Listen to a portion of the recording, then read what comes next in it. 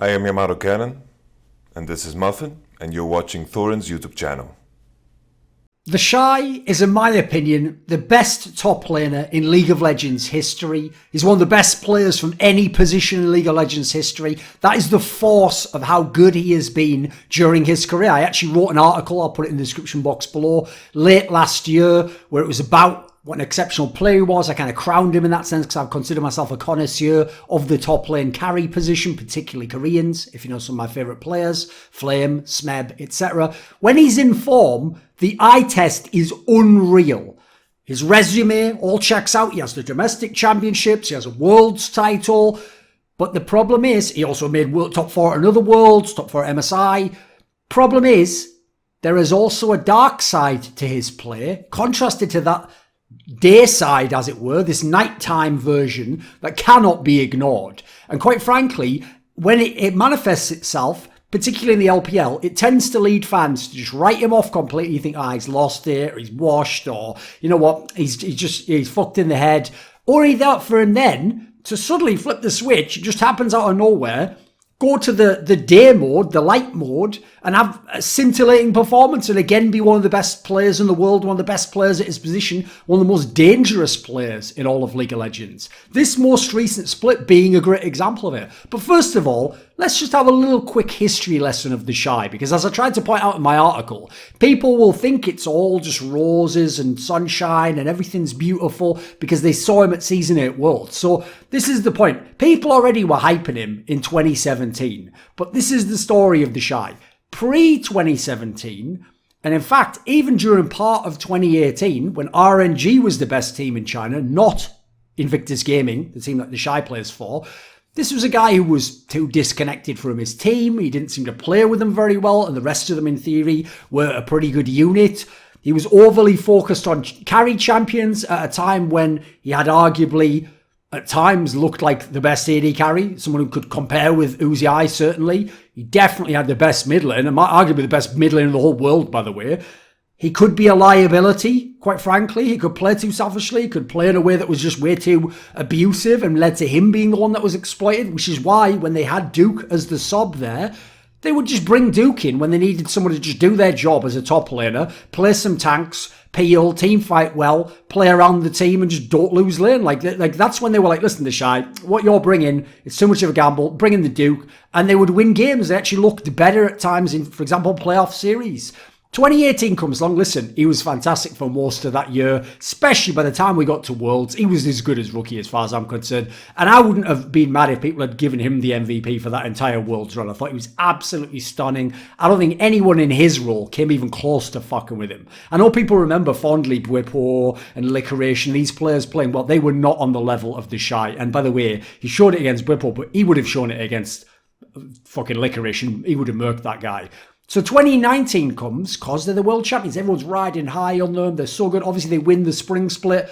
But you know what? In summer, this guy really had his issues. He even had the odd issue in spring at times. But the thing was, by the summer, this was when Jackie Love, actually, despite what I'd said about him in the past, he got his chance to, and this boy carried. Like, yeah, this guy was a really strong player. Rookie was ill during, I think, part of the early part of the split, and TheShy was a mad liability at times. He was looking really off the pale. But you know what? Worlds came along, and even though they had no Ning, they had Leihan, so they didn't really have a jungler. It didn't matter. Like, Rookie and TheShy were just monsters again. He was doing some unbelievable shit. He almost got them to the finals. Like, I think if he plays personally against G2, I think they beat them. I think actually in that scenario, they would have been in the final. It would have been FPX IG in the final, whereas instead, he played one of the closest series against FPX, and it was in the semi-finals. And again, essentially without a jungler, and against a team that utilizes their jungler incredibly well. So I thought he was godlike again. He was impossibly good. So you come to this year, he looked like shit for most of spring. Summer, he started to pick it up again. It was the reverse of the year before. This time, because they brought Ning fully back into the lineup, Ning started to get his form going again, which seemed to synergize with TheShy. All of a sudden, they weren't ints. Actually, they were players that got him ahead in lane, got him kills, got him fed, started to look really, really strong. His mechanics were always there. It was about how he used them. And quite frankly, the whole team was looking strong. Now listen, this is obviously the post-Jackie Love era. So they had Puff and Southwind, and obviously they took out Southwind. In this scenario, they looked a lock to get one of those 4 slots that the LPL had for Worlds. If you looked at the way they were playing the regular season, they're going to make it. Come on, especially with the form they're in. And TheShy The switch got flipped the bad way. Mr. Hyde came out and he was fucking bad in the playoffs and the regional. I'm talking like offensively bad. Some of the picks, some of the ways he played them, some of the deaths he gripped, some of the greed, even when he was behind in games. I've got to say it. I have never seen a player with the peak of the shy, especially one that can be consistent for months in an entire tournament, be that bad. And in the way he was that bad. Like legitimately looking like he was into it. Like just fucking around like he didn't care. Playing selfishly when he's not in form and his feel for the game is off. Obviously he has one of the most incredible intuitions for the game when he's in form. Playing like he looked like he didn't care. For real. Like he was just playing like whatever, I get paid. Like win conditions aren't a thing based on the champion he's playing. The build he's going like some of the fucking Kennen games. Like irresponsibly chain feeding and engaging stupidly in ways where these fights should never be taken. You've already got fucking Ning on your team. Don't go and do that as well, my dude. Like, this is just brutal. I mean, I know people are going to say, what about like Hooney? Listen, Hooney was never as good as TheShy. And quite frankly, even Hooney, I think he just has times where he just, maybe he like doesn't try and practice as much, or some of his like form isn't where it needs to be for what he's going for. That ain't the case with TheShy. TheShy just looks like mentally he's checked out. So this whole Dr. Jekyll and Mr. Hyde analogy I'm making here, we're obviously from the classic novel where the doctor was like a mild-mannered sort of guy, a meek guy who's working in science, and he makes his potion that turns him into Mr. Hyde, who's this brutish aspect. It's obviously like an allegory for like the dual nature of man, the fact that within a person who appears meek and mild externally, maybe inside they have a fantasy life where they be a beast, maybe it's vice versa. There's all the usual tropes that obviously have been spun out of that. The problem is this: the Dr. Jekyll, the daytime, then the light, TheShy, is a fucking genius. He's the best to ever play. I think he's a contender for the best in any role. That's how exceptional his peak can be and how good he's been at some of the international tournaments. I think he's better than Smeb and Flame, like I referenced earlier.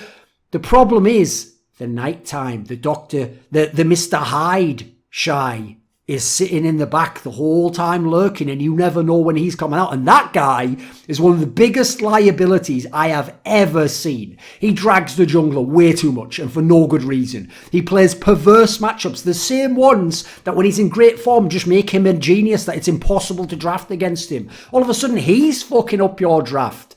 Then you got to look at the fact that he picks irresponsibly generally. I mean, he does it when he's at his best. So when he's in bad form, it just ruins the whole game for you. Sometimes he just might not have a tank in a game where you desperately need one. And as a result, this all ties in. He refuses to respect when he is in poor form and he is behind in a game and it is his fault. He always plays like he's perma ahead. And that's cool when you can be and when you never lose CS and when you get all the solo kills like he has at times in his career. But when you aren't, you're the sole reason the team loses the game at times. And imagine how bad you're going to make your jungler Ning look in some of those games, when actually he only has one solo lane to work with, and if he doesn't go top, then you're going to chain feed because you're playing irresponsibly. So the problem I have with TheShy is I don't believe it was ever mechanics. I don't believe it was ever motivation to practice. I think there's just something unusual about this guy's brain, and quite frankly, I think it's the way he thinks about League of Legends that is the big issue. His paradigm of League of Legends, that if it's skewed through one prism, makes him a genius, also makes him at times an arsehole. I've just got to say it. Like, it was a miracle to me that he was so good and IG was so successful for a start off, considering he doesn't speak Chinese apparently, doesn't like tanks.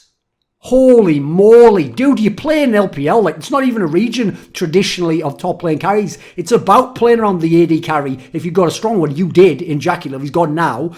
And as a result, you got to play tank some of the time. I'm one of the biggest proponents of carry tops in the world, but in certain times you have to. This guy just doesn't want to. And then the third factor, this is the killer. He always wants to play through top hard. You can't do it, my dude. Like, people gave him the Uzi eye pass of like, well, he's so good, you know, why wouldn't you? You got to let him try. Like, he can do it even from like when he should be the weak side, but he can stop. Listen, that made sense for AD carry because AD carry will always be vital. It'll be very rare that AD carries have to just be supportive. I know they sort of are at times now, but they will always be a part. I mean, there's two people in that lane. You can gank for it more. Like, there's a million reasons why. It makes sense that top lane became the ultimate tertiary carry, unfortunately. But TheShy refuses to accept that. And unfortunately, in that regard, it's different from him and Uzi. I don't mind if they force around Uzi. He's that good. Sometimes TheShy just doesn't make sense to do it. And you don't have to do it every game. Let's be real. You look at his picks.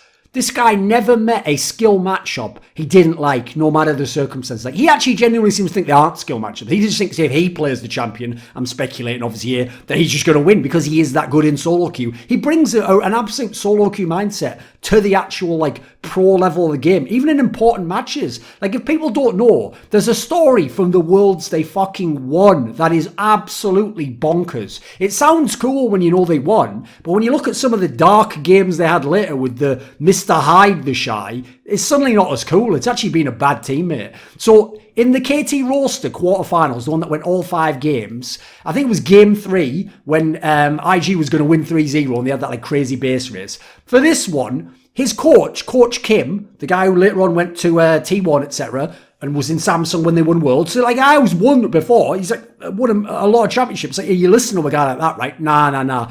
He told TheShy's, don't pick Fiora in this game. And so TheShy's picked Fiora. They lost the game. And so Coach Kim just had to be like, right, fuck this. Sub him out.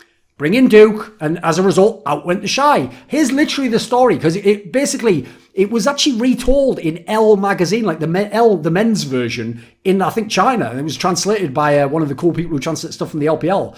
And it goes like this. It goes, TheShy's answered why he got swapped out at the 4th game of KT versus IG because Coach Kim wanted him to play another champion, but he insisted on playing Fiora. So after game 4, he got subbed out at Coach's request. Are you ready for the killer? L-Men asked him, would he choose Fiora if that scenario came again? He said yes. The idea he just said yes, by the way, not like yes, but I'd do it differently, or I understand what the coach, just yes, like, like, that's unbelievable. That is actually, I have to say, that's just a really bad teammate mindset. That is really atrocious. I'm not saying that like the player shouldn't have say in what he picks, etc. But it has to fit in with what the rest of the team's doing. Otherwise, that is by definition selfish. I'll tell you another detail that when I found it out, it blew my mind, and all of a sudden it made sense as to why TheShy's is such a bizarre player. Which is, at the end of 2019, I think that was around when I read this. Someone was asking TheShy's, like, who does he think is the best top laner? This is after he'd like stomped Worlds, from what I remember. I'm going off memory here. And he said he thought Khan in season 9, not like season 7 Khan when he was in his peak and you could be masked by the fact he had praying. No. Season 9 Khan from T1, the ones that bombed all the international tournaments in terms of their expectations that they could have been a champion because they were Korea's best team. He said that he thought Khan was the ideal top laner. A guy who was essentially a worse version of TheShy's and needs to be played around even more and definitely ain't going to play those tanks. I mean, he got some elements where he could do some of it that year, but just traditionally, mindset-wise, is not going to do it. Like, that in itself blows my mind. The idea he actually thinks Khan's better than him. I mean, where's this guy coming from? The crazy thing about TheShy's is, it doesn't feel like he's real. He feels like a Naruto character or something. He's so extreme. He's so set and defined in his ways and unwavering on all respects. Yeah, listen, he's shown a few moments of lucidity. Like this year, he would actually play sometimes a tank or not a pure carry, and he would play it seemingly properly for the team at times. Like, oh my God, why is he doing this? But then always seems to give way to that demon that's lurking inside himself. And so he's one of those people where people have overused the cliche of like, he's his own worst enemy. No, this guy is truly the only person who can stop himself being amazing. And unfortunately, despite potentially being the greatest ever, he does it slightly too often to really be able to excuse it. This video was kindly supported by Dean Tanglis, Spencer Green, Whattathings, Pranogo, Matt Shakowski, Tobias Bernasconi, JDubs, Alexander Rao, Xinged, the Puyallup Tribe, Jensen Goh, Hyde, Andreas Kroknes, and as always, a special thanks goes out to my boy Jerky's Minion. Do you want to suggest a topic or a guest for my content? Maybe you want to ask me a question in one of those video AMAs I do. Do you want teasers? Do you want to see who the next guests are on my shows? Do you want to take part in an in-depth esports discussion with moi? Well, if so, put your money where your mouth is and join the Scrilluminati today in the Patreon link in the description box below.